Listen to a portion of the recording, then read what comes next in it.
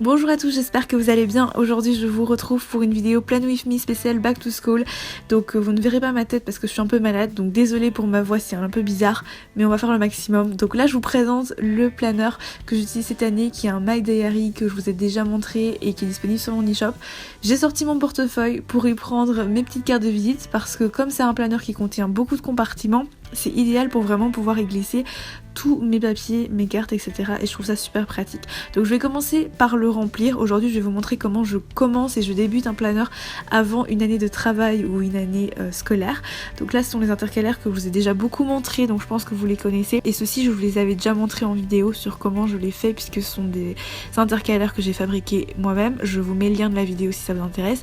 Et ça c'est un bloc-notes où j'ai déjà fait également en Plan With Me sur ma chaîne secondaire, parce que c'est là normalement où je fais les vidéos Plan With Me. Je l'ai déjà utilisé donc pour planifier une semaine. Je trouve ça super pratique parce que ça a la même taille que les feuilles de planeur, il suffit juste de les perforer et c'est sous forme de bloc-notes. Donc du coup je viens glisser ça dans le petit compartiment à l'arrière pour pouvoir avoir un bloc-notes toujours sous la main. Donc voilà, je prends évidemment mes recharges, donc j'ai une partie mensuelle, une partie semainier. C'est pour moi vraiment indispensable parce que il me faut les deux, quoi. Un pour les détails, l'autre pour avoir une vision générale du mois.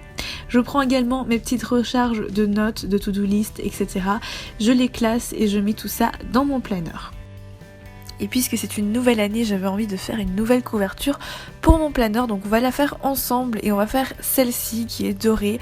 Donc on peut réaliser ça chez soi, c'est possible. Donc tout d'abord je vais me rendre sur le site de Google, et oui les amis, et je vais rechercher une texture marbre parce que pareil c'est quelque chose que vous m'avez beaucoup demandé. Donc oui, on va travailler cette texture-ci, il suffit de la trouver donc sur internet. Je vais ouvrir une nouvelle page sur Photoshop, je vais mettre ça au format international papier A4 pour vraiment avoir une vision correcte du format papier. En fait c'est beaucoup plus simple. Et puis je colle ma texture en nouveau calque, je l'étire pour vraiment cadrer et recentrer la texture comme je le souhaite, et puis je viens écrire ma citation. Donc là évidemment vous écrivez ce que vous voulez, vous choisissez la texture que vous voulez également, et la taille de l'écriture ainsi que la couleur. Enfin la couleur ça n'a pas vraiment d'importance si vous voulez faire du doré, mais c'est important quand même qu'il y ait un contraste. Ensuite on va tout simplement l'imprimer. Et puis maintenant je vous montre comment je fais donc du doré. Normalement en fait pour faire du doré il faut une presse à chaud professionnelle et une imprimante professionnelle, mais pour le faire à la maison c'est possible, il suffit d'utiliser de la colle thermique. Personnellement j'ai utilisé l'embout de ma colle classique et puis j'y ai collé donc une feuille d'aluminium. Je vais vous mettre de toute façon toutes les références dans la barre d'infos, ne vous inquiétez pas, j'ai bien pressé comme vous pouvez le voir. Il faut attendre quelques minutes et après je viens tirer la feuille.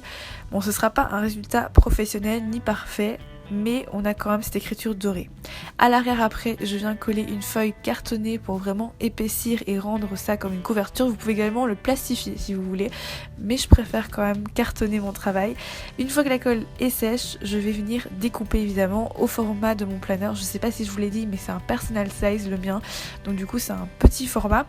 Donc je découpe ça à la rogneuse à papier dans mon atelier parce que je trouve ça plus propre comme travail. Et puis après je prends ma perforatrice, je vais vous remettre également le lien de la perforatrice. C'est pas exactement la même que la mienne, mais elle coûte moins cher, elle est tout aussi efficace. Donc je vous remets le lien. Et voilà, je perfore pour pouvoir glisser ça dans mon planner. Et c'est tout pour cette couverture. J'espère que ça aura aidé plus d'une ou plus d'un d'entre vous. Je sais pas si vous voyez bien la texture marbre, mais en tout cas voilà, c'est possible de le faire. Je sais qu'il y a beaucoup d'imperfections, mais le rendu est sympa. Ensuite, je viens prendre tous mes washi tape, et oui j'en ai beaucoup, j'ai 2 boîtes entières et j'en ai encore d'autres à l'extérieur parce que j'aime bien transporter mes washi tape, mais évidemment je vais pas prendre mes rouleaux, donc du coup je prends les supports en plastique spécial planner. Donc je viens placer tout simplement mes washi tape dessus, des petits bouts de washi tape qui vont me servir à l'extérieur si j'en ai besoin, pour coller des papiers, pour décorer mon agenda si j'ai le temps dans les transports en commun, etc. Parce que oui ça m'arrive, dans les bus, dans les longs trajets d'1 heure je le fais. Donc voilà, je colle quelques petits washi tape, quelques couleurs que j'aime bien. Après je prends un autre support en plastique où je viens coller des post-it, parce que encore une fois je vais pas prendre tout mon bloc de post-it avec moi dehors. Et pour les cours etc, les petits post-it index comme ça que j'adore pour écrire pour marquer les pages qui me restent à lire, à faire, à relire, etc. c'est super pratique. Je rajoute quelques post-it qui viennent de chez Action aussi, plus colorés, qui sont très sympas aussi. Je mets ça à la fin de mon planeur, comme ça je sais que tous les accessoires planeur se trouvent à la fin. Je décore un peu, bon c'est pas indispensable, on peut faire mieux aussi, c'est juste pour démarrer mon planeur, donc un petit trombone en forme de nœud, des petits post-it index comme ça qui me servent énormément et qui me serviront toujours je pense parce que j'adore marquer les pages, il n'y a rien à faire. Donc voilà, je glisse tout ça pour les avoir sous la main puisque c'est mon planeur de sac. Et puis je vais venir déjà dater et remplir donc la recharge qui ne l'est pas parce qu'on me le demande souvent, mais la recharge qui est disponible sur mon e-shop n'est pas datée. Parce que justement je veux vous laisser la possibilité de le commencer quand vous le voulez, de le personnaliser comme vous le voulez, donc il y a vraiment juste le strict minimum, on peut s'en servir comme tel et on peut le décorer par la suite. Mais il y a quand même les lignes qui sont là pour bien écrire, etc. Donc je viens dater tout le mois d'août et le début du mois de septembre au niveau du planning, enfin du semainier. Et puis j'ai déjà fait aussi les 4 mois suivants pour le planning mensuel.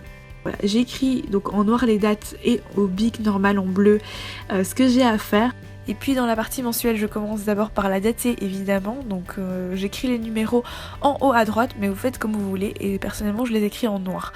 Alors dans cette partie-ci, ce que j'aime bien utiliser, ce sont les couleurs, peu importe que ce soit des bics coréens, des Staedtler ou bien des Stabilo, mais des couleurs pour mieux visualiser et classer les différentes parties de ma vie. Donc le bleu par exemple pour tout ce qui concerne mes vidéos et YouTube.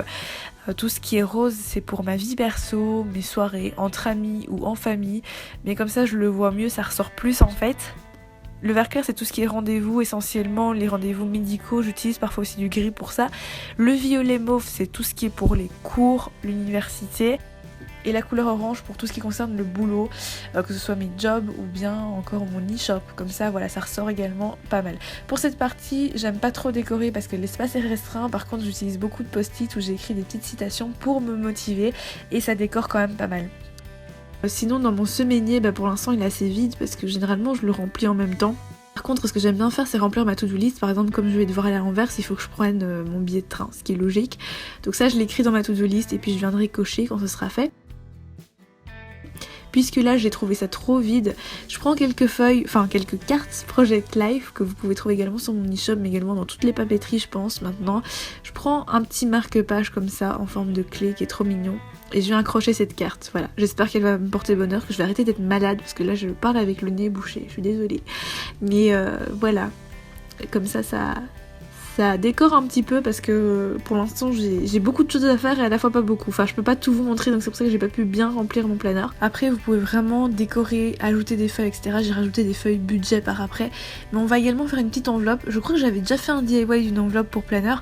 Mais cette fois-ci on va la faire avec une ouverture verticale, enfin horizontale. Je sais pas comment, enfin vous verrez dans la vidéo. Donc j'ai pris une feuille de scrapbooking parce que j'en ai plein chez moi. Donc j'ai pris le motif que j'avais envie pour cette fois-ci.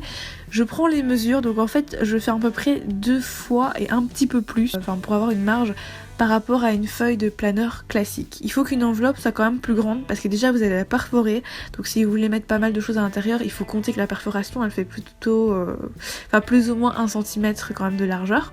Donc vous allez perdre de l'espace. Il faut également compter environ 3 cm de bordure en plus pour rabattre l'enveloppe en fait. Donc vous allez le plier en 3 parties. 2 parties égales et puis le rabat que vous allez rabattre. Voilà. Ensuite pour fermer l'enveloppe, moi je vous conseille pas de coller parce que vous allez encore une fois perdre de la place, donc les washi tape c'est vraiment une solution idéale, ou du papier collant si vous voulez, enfin du scotch parce que c'est transparent donc ça passe presque inaperçu, mais le washi tape c'est assez pratique parce que vous pouvez le retravailler, ça fait pas de traces et puis surtout c'est décoratif. Donc là j'ai choisi celui avec des pois noirs ou bleu foncé je sais plus et doré parce que je le trouve trop beau, ça donne vraiment un petit côté de papeterie comme je les aime en fait. Donc je colle ça des 2 côtés aux extrémités pour fermer l'enveloppe. Je viens perforer mon enveloppe pour pouvoir évidemment la glisser dans mon planeur. Et ensuite je viens couper 2 petites entailles. Donc je vous conseille voilà, même de le faire avant parce que j'y avais pas pensé avant. désolée. Voilà, et puis je fais la même chose sur les rabats. C'est plus facile pour la fermer, plus facile aussi pour y glisser des choses. Vous pouvez également décider de ne pas replier les rabats à l'intérieur. Dans ce cas-ci, vous pouvez utiliser du washi tape pour le fermer. Et puisque ça ne laisse pas de traces, et ben vous allez pouvoir le réouvrir sans abîmer l'enveloppe. Ou alors vous prenez un post-it, parce que pareil, c'est une colle qui est repositionnable, donc du coup ça va maintenir l'enveloppe fermée. Vous n'allez pas vous perdre vos affaires. Et j'aime bien aussi mettre quelques stickers pour toujours les avoir sur moi. Donc voilà sur comment je m'organise avant la rentrée pour mon planeur. Après je vais le remplir tout au long de l'année. Mais ça je vais vous montrer sur ma seconde chaîne. Donc n'hésitez pas à vous abonner. Pour l'instant c'est un peu en stand-by mais ça va revenir. Merci beaucoup d'avoir regardé cette vidéo. J'espère sincèrement qu'elle vous aura plu. On se retrouve très bientôt pour une prochaine vidéo. Bisous et à très vite.